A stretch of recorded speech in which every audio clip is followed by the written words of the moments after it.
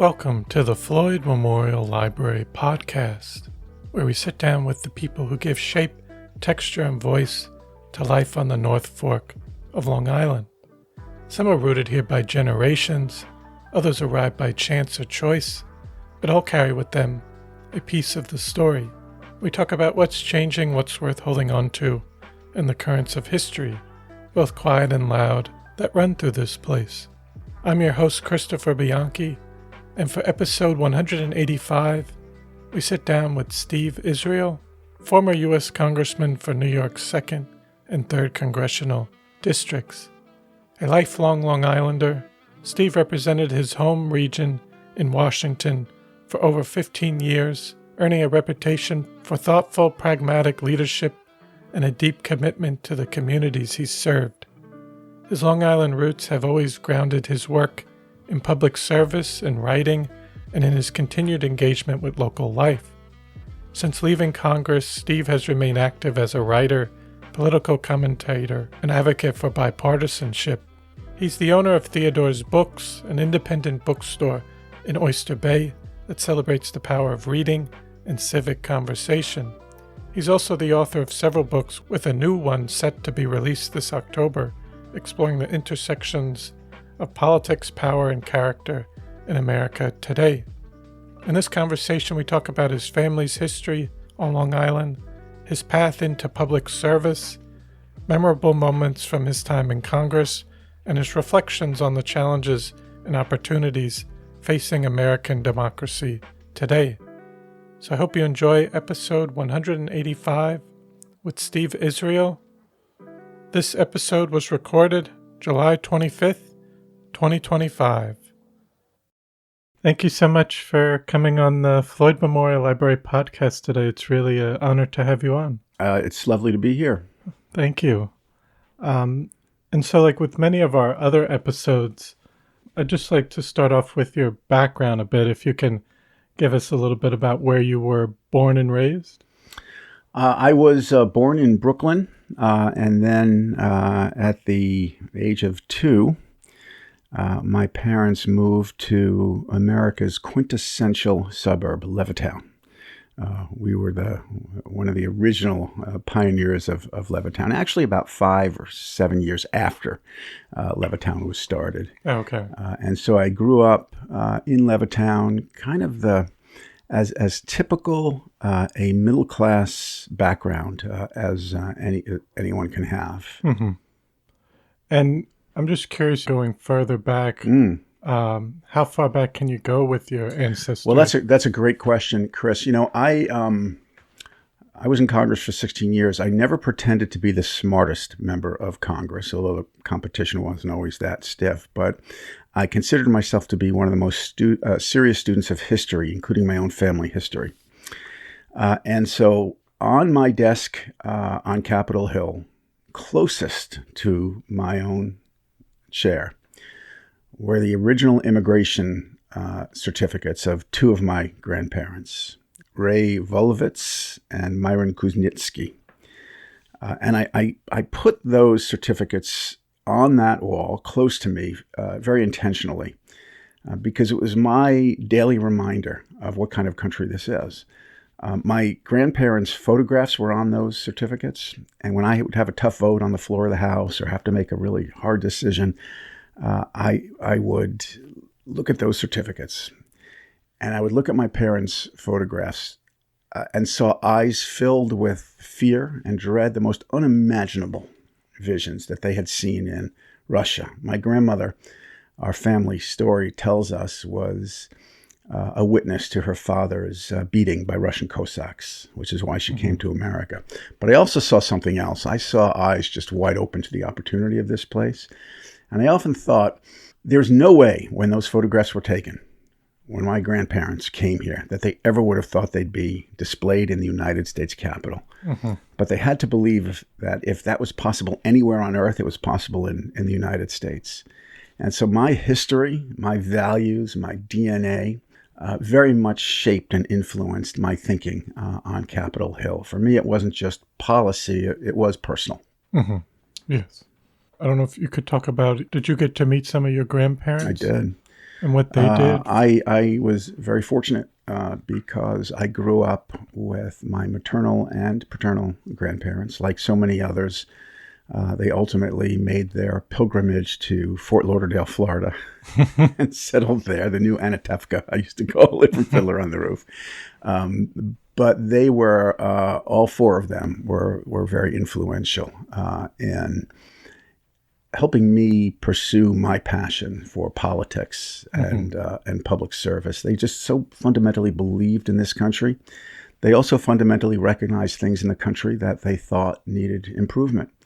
And so they really are the ones who taught me that you can't just sit by and let bad things happen. You've got to step up, accept the challenge, and try and make them better.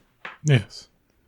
And then also, just in terms of your parents, if you could talk about what they did for a living. Again, just such a typical suburban upbringing. My dad was kind of a traveling salesman in the semiconductor industry. And so he would fly all over the country selling, these little electronic devices that now power almost everything.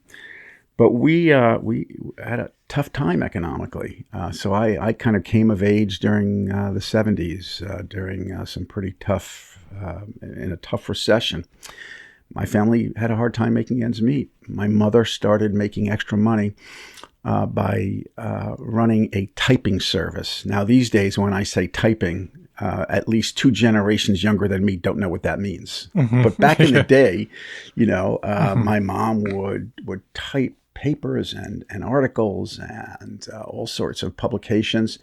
And so I'd be in the den of our house in Levittown. I'd be trying to watch the Brady Bunch on TV during the clickety-clack of my mom typing. And it was tough to make ends meet. I'll never forget sitting with my parents in our dining room when I was a junior at Douglas MacArthur High School in Levittown. And my dad said, "So what are you thinking about for college?" And I said, "Dad, I want to go to George Washington University." Even back then, I had started to think about perhaps being a congressman or at least being an elected official. And my dad said, "George Washington University? Do you have the grades for that?" I said, "Yes, I do." He said, "Do you have the SAT scores for that?" I said, "I will." And then he said, "Do you have the money for that?" And I said, "What do you mean, do I have the money for that? I thought that was your job." And, you could see the disappointment. And he said, "We just can't afford GW.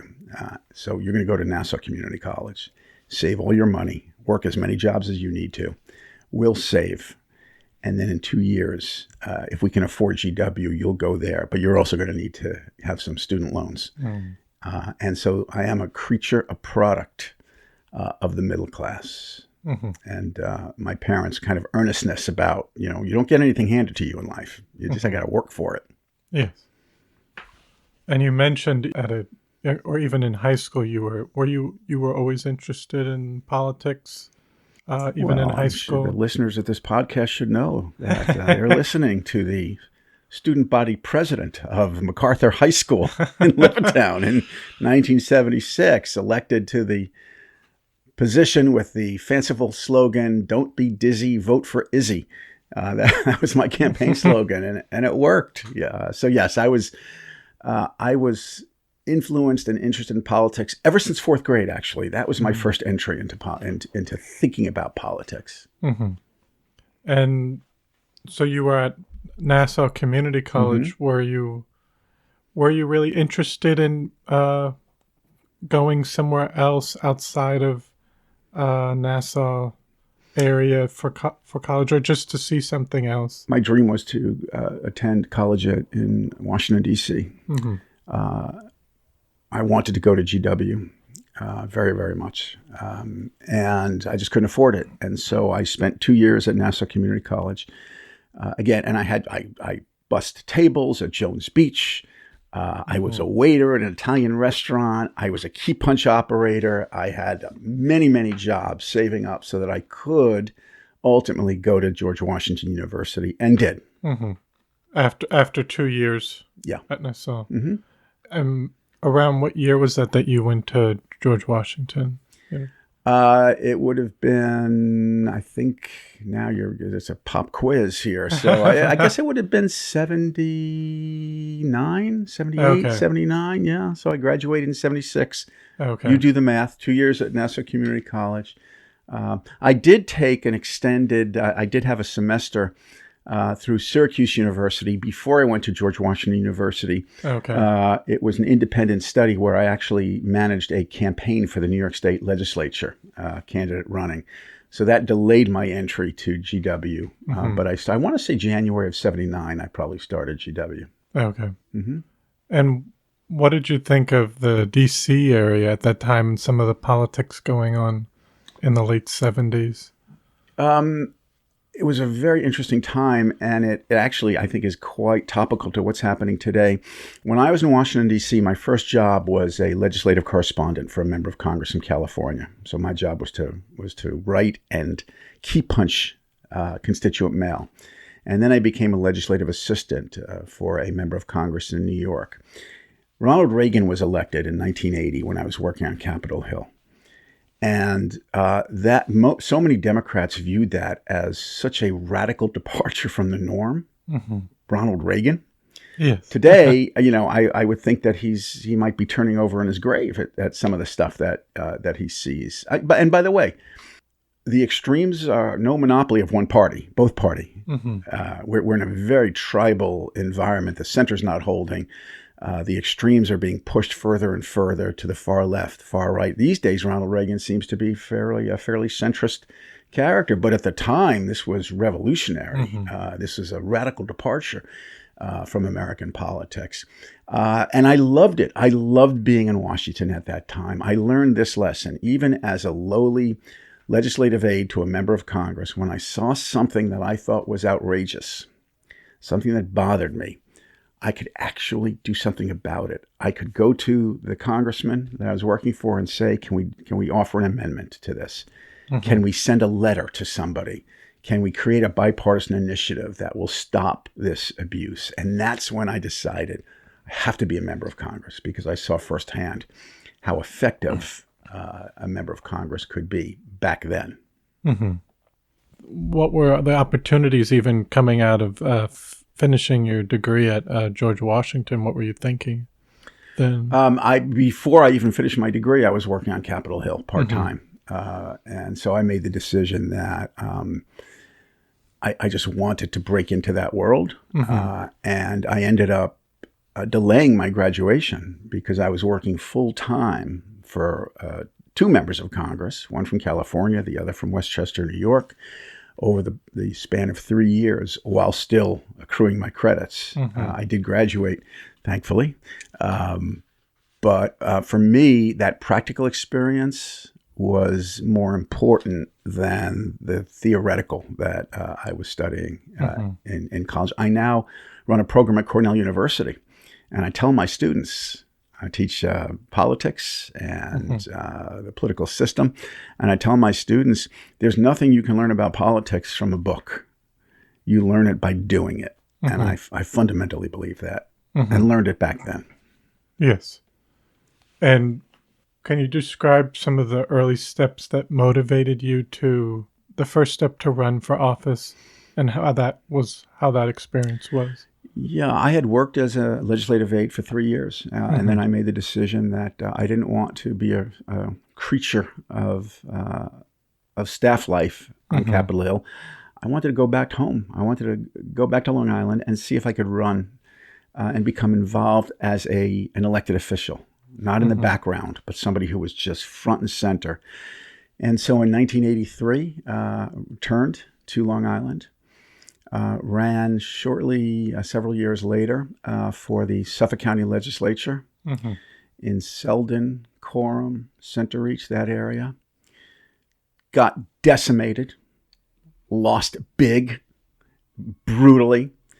But I knew I could never win. I was a Democrat running in a very Republican district, but I wanted to experience campaigning. I wanted to understand whether I liked it or loathed it. I wanted to go out and take the hits and see if I could survive.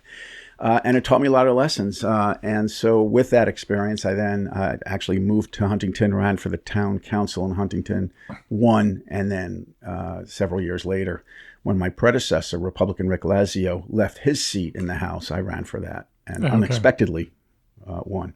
Yes.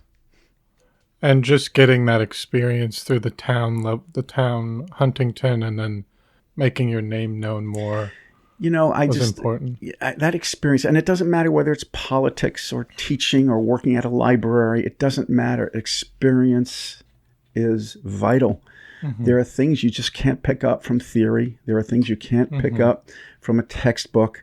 My students at Cornell, I tell them and I help them get internships on Capitol Hill, internships on a campaign. Doesn't matter, Republican and Democrat. Doesn't matter.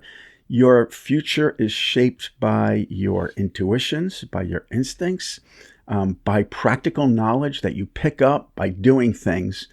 And the best advice I can give, particularly young people looking for a career in politics, is just do it. Just find something, put yourself through it, and it will let you know, number one, is this real? Is it authentic? Do you really want to do it? And number two, you will pick up skills that you can't learn from a book. Yes. And even getting into Congress that first year, how was that overall experience, and just seeing that you were on that, you already made it to that level pretty quickly? I was Jimmy Stewart in Mr. Smith Goes to Washington. I didn't really believe that I was going to win. A very Republican district. I was and am a moderate Democrat. But I won. Went down there with my eyes wide, getting goosebumps, getting the chills, looking at the memorials, the monuments, touring Washington as if this was some kind of dream. I couldn't accept the reality that I'd been elected to Congress. And so it was just the most extraordinary, profound experience. 9 months after I was sworn in was 9/11. And that put me through a completely different set of circumstances. I joined the Armed Services Committee. My kind of specialty in Congress was national security. Visited our troops. I've been to Iraq and Afghanistan well over 20 times, trying to understand the nature of conflict and supporting our troops. Again, not by reading a memo, but by going to Balad, going to Kandahar, going to these places, talking to troops. And so I learned this fundamental lesson about Congress. You're only as effective as your commitment to learning. There are some members of Congress who go to be famous. There's others who go because they want power.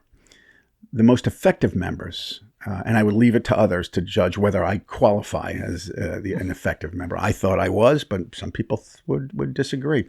But I found that the most effective members on both sides of the aisle went not to give a speech, but to learn about an issue, a policy, to master it and to influence it. And that's the role that I tried to play. At that time, after 9/11, it was a tough period. What were some of the issues you were focusing on accomplishing? I've written a couple books and political satires, but the book that I've been working on that I've not been able to interest anybody in is on that topic. When you look at recent history, there were two fundamental events that I believe set the stage for the politics we have now. One was 9/11. The other was the 2008 economic meltdown. Those two events traumatized Americans. They were kind of used to, first of all, being protected from attack, two oceans. Yes. And now we woke up saying, no, we're not. We're vulnerable. And terrorists are proliferating around the world. We're unsafe. And then the American dream just imploded for too many Americans, particularly on Long Island in 2008. Suddenly, your home was no longer stable. There were foreclosure signs going up all over. You weren't sure you could afford your kids' college tuition, or you couldn't help them. And those two events converged while I was in Congress. And so dealing with national security issues from 9/11, dealing with how do you try and protect the middle class from the ravages of an economy in 2008, Then the economic volatility with the Tea Party in 2010. And then I left Congress in rare form, undefeated and unindicted in 2017. I chose not to run again in 2016 because I sensed the anger coming on both sides. And you put all that together, you put 9/11 and the economic impacts, 2008, you put it together, and I think it very much explains the politics and the political discourse or lack thereof that we have now, the volatility, the uncertainty, the anger, the insecurity, all of that. I think it helps explain it. Yes. Yeah, because like you said, you were undefeated and you could have run again, but just felt that from both sides it was getting kind of toxic. It was getting toxic, and I made my own decision that I could do more to promote democracy by supporting literacy. And I could support literacy by fulfilling my other childhood dream, which is owning a bookstore. So I opened up my own little bookstore in Oyster Bay called Theodore's Books. By the way, we're here in Greenport. My bookstore in Oyster Bay was inspired by Burton's Books in Greenport. You know, I moved here. Yes. We have a second house here. And so I became a constant customer of Scott Ralston at Burton's. Would go in all the time and would say to him, boy, I'd love to own a bookstore. And he would say, you're crazy. He actually came to Oyster Bay one day and scouted it out and told me, all right, if you're going to make a go of it, here's what you should do.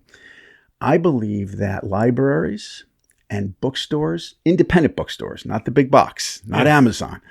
Libraries and bookstores are the new front in promoting elevated discourse, respectful dialogue, and support for democracy.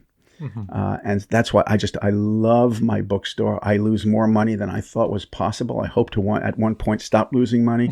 But I love when somebody comes into my store and says, you know, I didn't vote for you, but can you recommend a book that will help me understand what's going on? Or for me to say to them, well, what are you reading? I'd like to understand. It's a perfect place for that. Yes.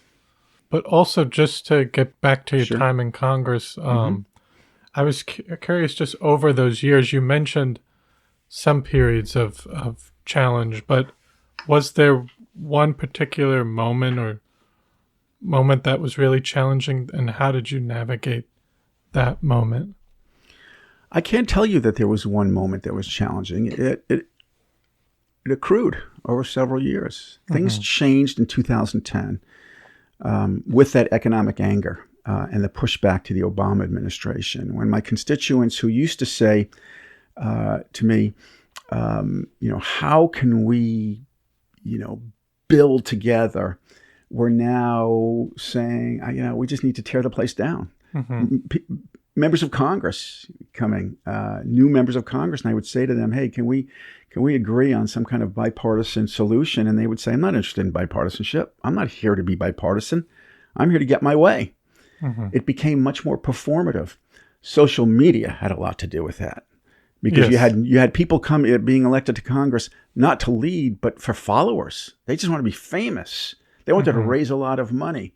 All of those things, I would say, particularly from 2010 through 2014, led me to the decision in 2015 that I wouldn't run again. And then just looking at, are you proud of any achievements over that time representing Long Island? Three things. One is I made it to the House Democratic leadership. I was the sixth ranking Democrat in the House. I was the chairman of the Democratic Congressional Campaign Committee. Suddenly I was sitting in the Oval Office. I was briefing presidents. I was in a position where I could really deliver for my district because I was in the leadership. The second was working on a bipartisan basis to protect the Long Island Sound. I was able to help pass a bipartisan bill to make massive investments in the Long Island Sound. But the third was helping veterans. I made a decision with my staff that we would prioritize veterans in the district. And so all told, I think we were able to collect something like $10 to $12 million in retroactive benefits for the veterans that I represented. There was nothing that made me prouder than walking into an American Legion or a VFW hall and delivering a benefit and an overdue medal or a check to somebody who had served this country. Yes. And as you mentioned, politics can be a tough arena, but it has evolved or changed over that time. But are there any other lessons about the leadership and public service that have stayed with you over that time? Yes, and that is that all politics is local. Too many, the temptations to forget who you're representing, the temptations to suddenly find more exhilaration in the Oval Office than a VFW hall back home. The being is almost asphyxiated by power, flying on planes that don't say Delta or United, but United States of America. It really becomes almost intoxicating. You have to fight not to be trapped. And so the lesson that I learned that I tried to bestow on my staff, and they bestowed on me, was you've just got to stay local. You can't forget the people who represent you. The title is congressperson, but the other title is representative. You're there to represent your constituents. And so the power goes from your constituents to you. It doesn't go from you to them. Yes. And you've mentioned not running again because you've noticed changes within Congress, but because that was 2017 or 2016? I left, I chose not to run in 2016. So my last day as a member of Congress was January 3rd, 2017. And just looking at, it's getting closer to almost a decade, but just seeing how it... Yeah, thanks for that. Thanks for reminding me. All those gray hairs on my head. I know. It's hard to believe. 10 years. 16 years in, 10 years out. But you noticed problems then, but did you think it would ever evolve to what you see Congress is as today? I'll be very honest with you. I knew that it was becoming tribal, polarized, partisan, echo chamber, members of Congress not dealing with one another because they were too busy having their biases confirmed by their social media feeds. But I never, ever believed that I would see what happened on January 6th. And I don't care whether you're a Republican or a Democrat. It was just the most horrific moment that I'd ever witnessed. And I was watching it on television, but I was getting texts from my friends. I still talk to my friends on both sides of the aisle almost every day.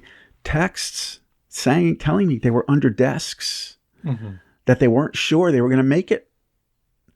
I just never thought that I would witness that. I would never thought that I would witness Capitol Hill police, who I just revered these people, revered them. Would always stop to chat with them, to see them assaulted and beaten the way I saw them. I think that was the lowest point in our politics since the 1860s. And just moving forward, what are your thoughts? Where do you see the country going? Kind of 10 years down. I see it going. So it's a great question. I thought a lot about this as other people are thinking about it. I think there's bad news and good news. There's bad news, good news, and great news. The bad news is the center's not holding. I think we're actually going to go further to the further left and further right in the next several years. The good news is that the one thing we know about American politics, whether you're on the left or the right, is that the pendulum keeps swinging back and forth. So at some point, the pendulum will swing. And that's been the story since 2004 when George Bush was reelected. Every election since then, the pendulum has gone in the opposite direction. This is part of the American fabric. It's part of our engineering. We were engineered not to go too far in one direction. But the best news I see when I teach my classes at Cornell, because I teach a generation of eminent leaders who've just had it with my generation of leaders. Who have such a fresh and an ability for critical thinking. They have hard opinions, but they've had it with politicians who aren't interested in improving things. They're just interested in improving their own lives. They've had it with the old way of doing things.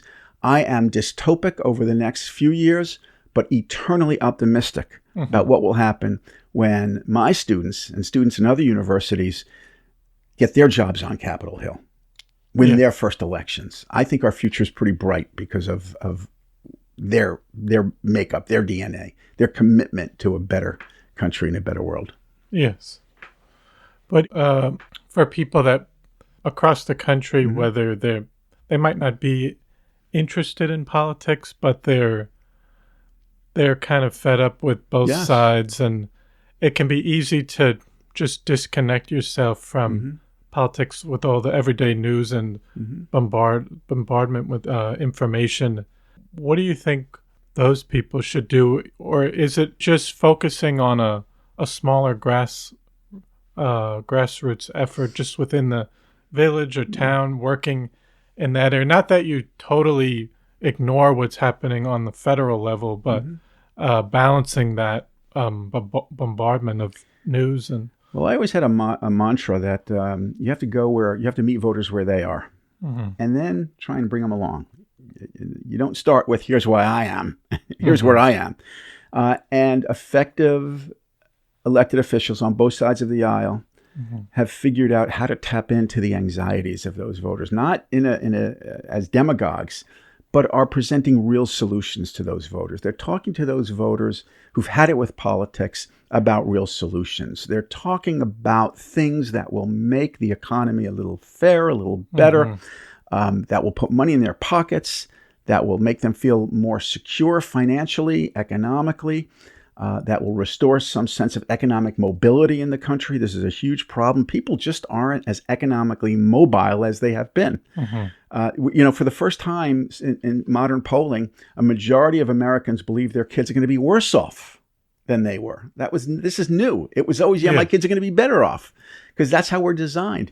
And so whatever Republican or Democrat can speak to those people about what they're talking about at the dinner table will win those folks and be able to govern with their consent. Yes. And then you talked about the middle class and the importance of the middle class, but that's been shrinking, and there is kind of that elite small group on top, and then there is a expanding of the working class that's struggling.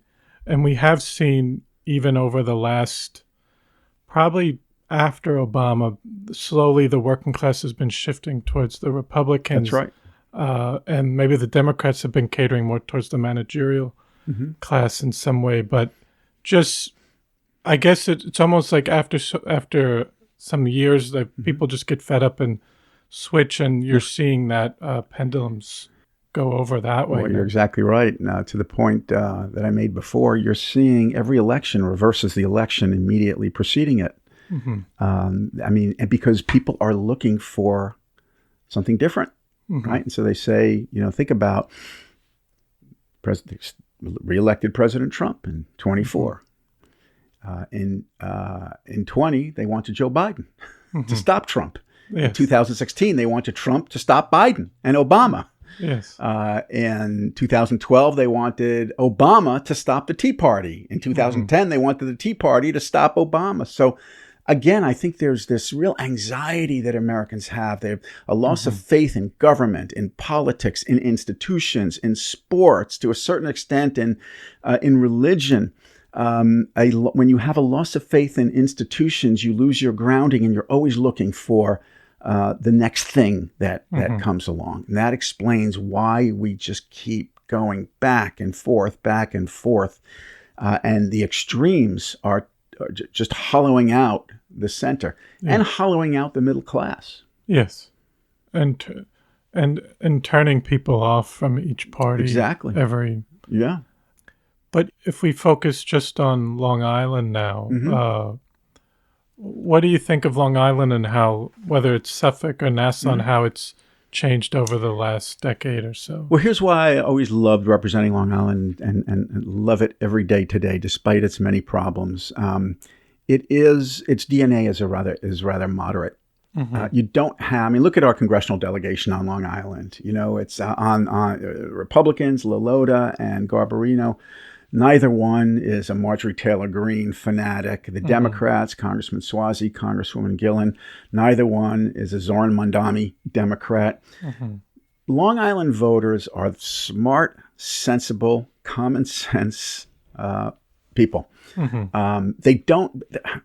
if you're living in the suburbs, one of the reasons you're living in the suburbs, you like stability and you don't like extremes. Now that's changing. People are being pulled to those extremes now as a result of socioeconomic influences. But I believe that pendulum, it reaches the center faster in places like Long Island than it does in other areas around the country. There's just good old-fashioned common sense on Long Island. And then I was curious, you mentioned the North Fork earlier on. My paradise. Yes. But I'm curious, even growing up, or would you ever vacation out here in the North Fork or South Fork? Well, we never vacationed because we couldn't afford it. But my dad loved the water, loved boating. We had a tiny little outboard in Wantagh, New York. And so every 2 or 3 times during the summer, we'd come out to Orient. For a day, we'd make a day trip, drive from Levittown or Wantagh, because we moved to Wantagh, out to Orient. That was my only understanding of the North Fork. And then when I was in Congress, I actually became very interested in wineries and New York's wine economy and the farm economy. So I spent more and more time here. Just fell in love with it. And my wife and I lived in Southold for a while, had a tight little shack in Southold. And then last October, we bought a home in Orient Point. I love this place. I hate when I can't get here for a weekend. But now I have a bookstore. So when I'm here, I'm thinking about the bookstore. When I'm at the bookstore, I'm thinking about the North Fork. Yes. Are there similarities between Oyster Bay? Well, Oyster Bay is also a kind of a harborfront community. Oyster Bay is where Theodore Roosevelt lived. That's why my bookstore is called Theodore's. Economically, I'd say fairly similar in terms of demography. You probably have, there are some old line Oyster Bay families. I think there's still a Roosevelt or several Roosevelts living in Oyster Bay. Here you have, Hortons and Hallecks and others still living, have been living here for centuries.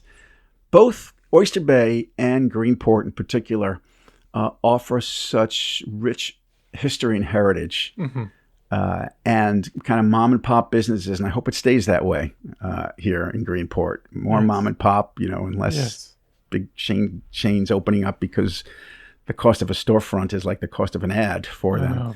So I hope we retain that character. And so both Oyster Bay and Greenport, I think, do have those similarities. Yes. And just about the bookstore, it's called Theodore after Theodore's books. Theodore Roosevelt? Yes, after Theodore Roosevelt, who was a voracious reader and writer. Again, I love studying history. Sagamore Hill is where he lived, so I've been to Sagamore Hill many times. He left, when he died in 1919, 7,000 books on the shelves in his home in Sagamore Hill. And they're all where they were on the night that he died. I'm actually working. My next novel comes out in October, and it's about the North Fork. But there's a kind of a bizarre but authentic historic parallel between Theodore Roosevelt living in Oyster Bay and Albert Einstein, who lived in Cutchogue in the summer of 1939, as you well know. Yes. And so I'm developing. It's again will come out in October. I'm doing a spy novel. That takes place predominantly in Cutchogue, based on Albert Einstein trying to warn President Roosevelt that the Nazis are developing an atom bomb. And there is a real-life character from Theodore Roosevelt who enters the story. So I've been able to establish this historic parallel. Huh. And you've written some books previously, before, a novel or in a nonfiction. I've written 2 political satires. One is called The Global War on Morris.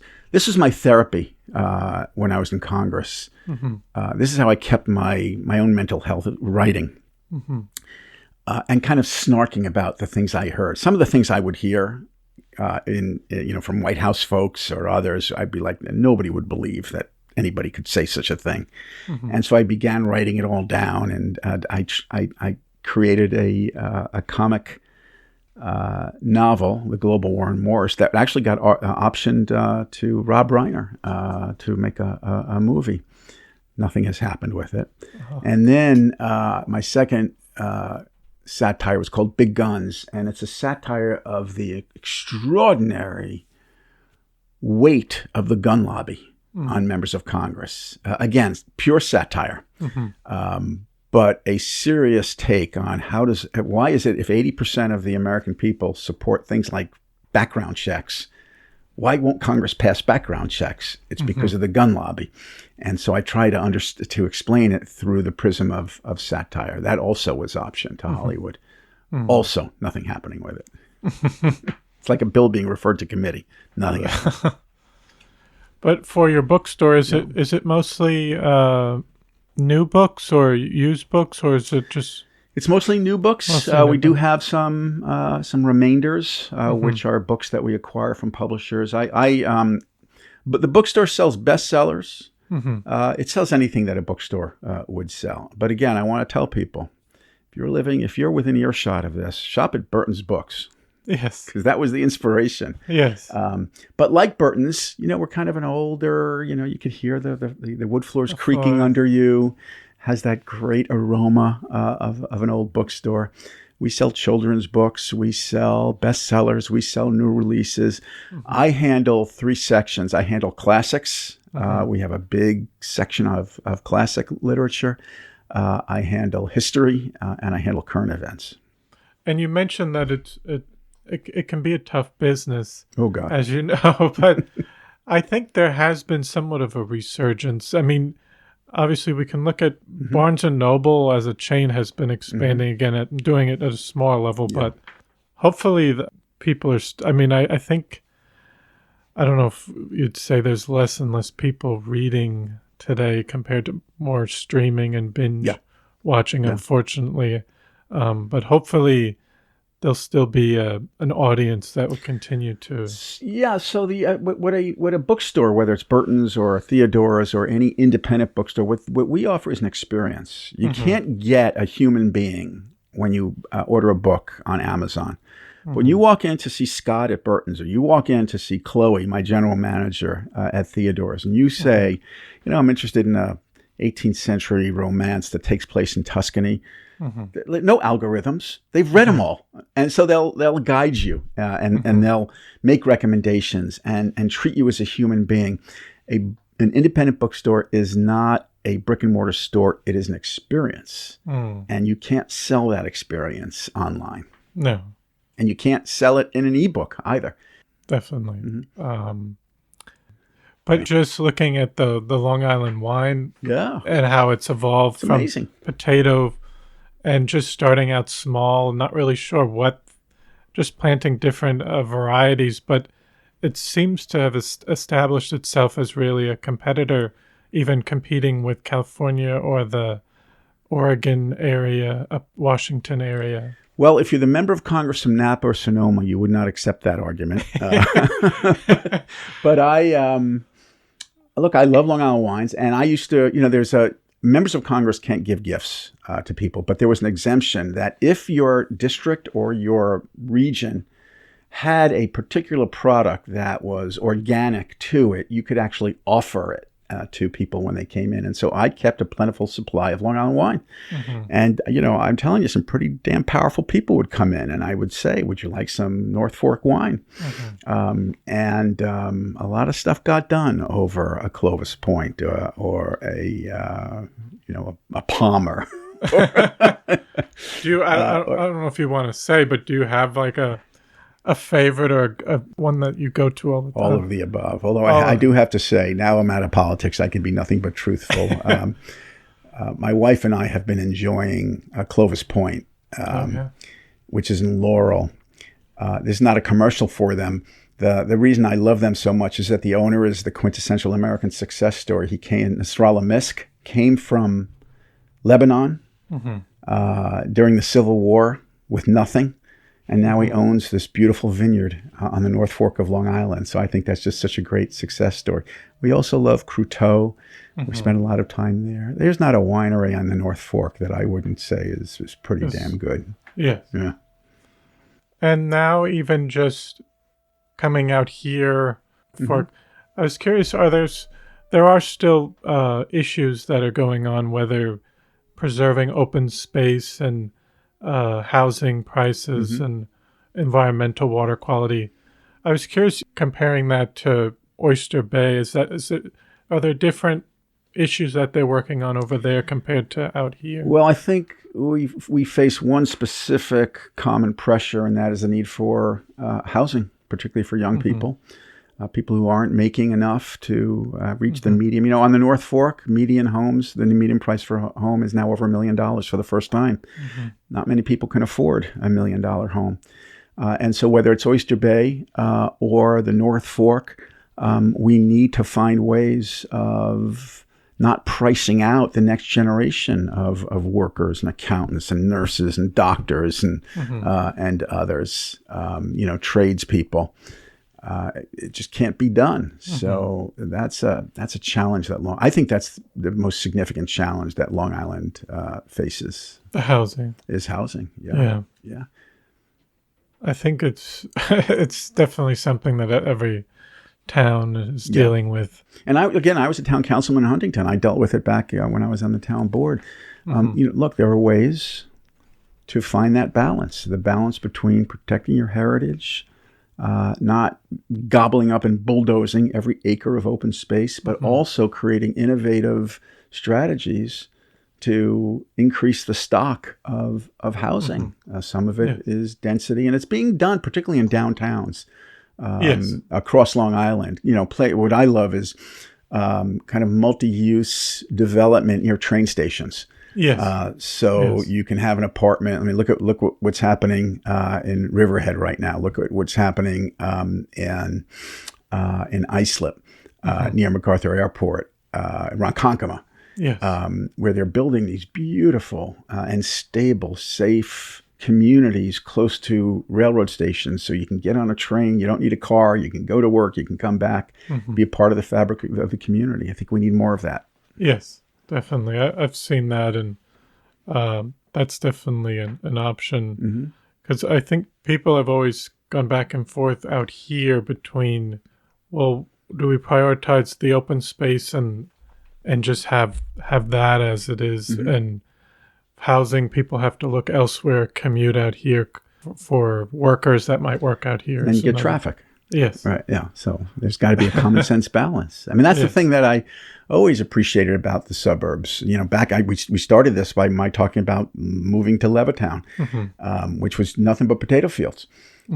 And on those potato fields, not only did you create housing, but you created Grumman Corporation and the defense capital of America. We created the most prosperous, stable middle class in America from that farmland. We always found a way not to disqualify options, but to get to the common ground that includes different options. It's housing, it's preserving farmland, it's finding ways of mitigating traffic. Why can't we just go back to the days where we're, all right, we'll try whatever we can in a balance rather than spending all of our time screaming at one another that everything's a non-starter. Yes, definitely. And I guess just focusing on the North Fork, because we're out here, what are your hopes for the future of the North Fork and its community down the line? What would you hope to see? I love the way it is right now. There's nothing that any of us see that can't use some improvement or creativity or innovation. I just think this is such a special place. I love it the way it is. I do hope that our politics stabilizes so that we can not only celebrate the land that we have, but kind of rebuild faith in the different communities that live here. Yes. And now you've mentioned you have a book coming out this fall. You have the bookstore and you're teaching at Cornell. Yeah.